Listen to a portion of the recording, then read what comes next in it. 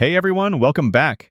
If your Google Pixel's data suddenly feels like it's moving in slow motion, don't worry, I've got a few quick and easy steps to help you fix slow network speeds when using an eSIM like Saily. Before we dive in, just a quick reminder. If you're using Saily or thinking about getting started, there's a link in the description that gives you 15% off all their plans. Be sure to check that out after watching. Alright, let's get into it. First, try toggling airplane mode.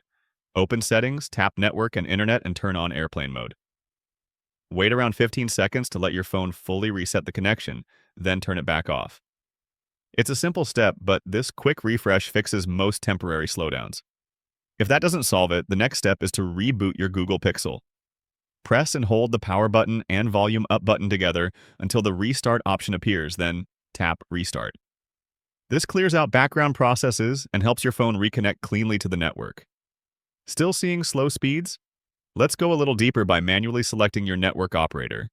Head back into Settings, open Network and Internet, and tap SIMs. Select your installed eSIM. It should show 1GLOBAL if you're using Saily, and make sure it's toggled on. Next, switch off Automatically Select Network. Once that's off, manually choose One Global as your provider. If One Global doesn't appear, or the issue continues, no stress, just reach out to Saily's 24/7 live chat support. They're quick to respond and can help you sort things out fast. And that's it. A quick airplane mode toggle, a restart, and a manual network selection are usually all it takes to get your Pixel's data speeds back to normal. If this video helped, don't forget, there's a 15% off link in the description for all Saily plans. Go check it out and grab the discount if you haven't already. Thanks for watching, and I'll see you in the next one.